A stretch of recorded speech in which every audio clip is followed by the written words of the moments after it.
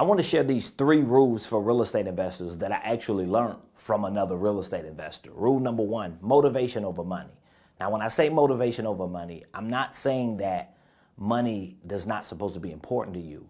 I mean, as a real estate investor, you're in business to make money. What I'm saying is when you are conversing with a seller, when you generate a lead that you could potentially communicate with to acquire their property, your motivation needs to be over your money, meaning that the motivation of the seller should be more important than the money you make on the deal. It's not that you're not going to have money on your mind, but when you're conversing and communicating with the seller, you need to prioritize their motivation, and their motivation is their problem.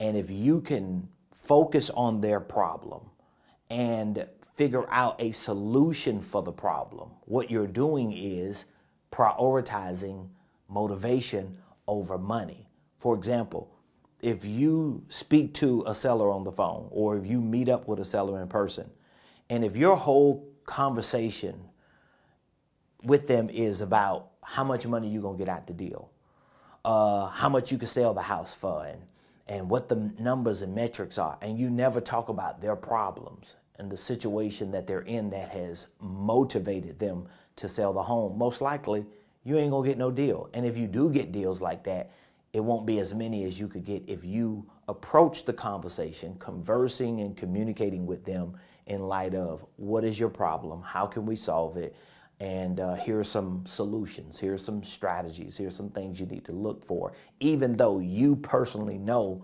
what the money side is for that deal. So rule number 1, motivation over money.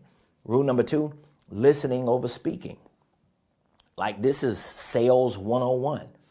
Listening over speaking means you need to listen more than you speak. So you need to know how to ask the right questions, right?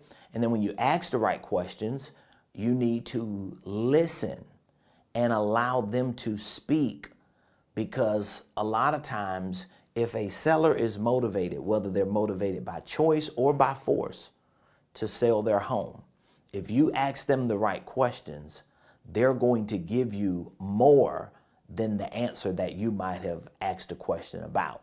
But you have to give them an opportunity to speak and listen.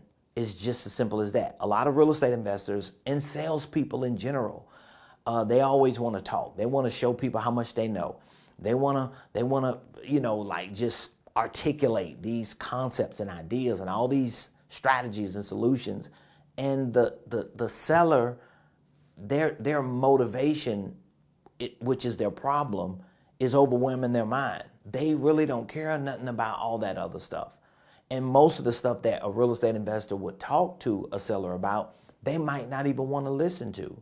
So you want to listen over speaking. Rule number 3, consulting over negotiation. Now, I'm a consultant, so I know how important it is to think like a consultant. When you think like a consultant, you're thinking in terms of being a service provider to give this individual the best option that they could possibly have. So a salesperson is different mentally than a consultant, because I've talked to salespeople who they're just going to sell me the best product that they think they can make the most money on. A consultant, they're really not thinking sales. They're thinking, I've got to give you the best solution for the problem that you have.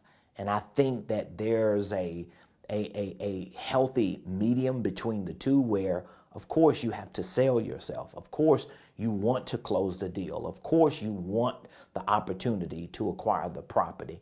But it shouldn't be at the expense of you focusing on money over motivation, running your mouth over listening to the people, and making people feel like they're in a negotiation battle with you. That's not how you want to feel. You want them to feel like you are the fiduciary and you're assuming a responsibility for the livelihood and for the best outcome that they can get in this situation, taking into consideration the business that you're in. So these are just 3 rules for real estate investors that I learned from another real estate investor. I thought it would be very helpful for you. Rule number 1, motivation over money. Rule number 2, listening over speaking. Rule number 3, consulting over negotiation or negotiating. So if you utilize those and keep them in mind when you're on the phone speaking with the lead, or when you're meeting somebody in person and having a conversation about their property, always focus on motivation over money, listening over speaking. You got to ask the right questions though.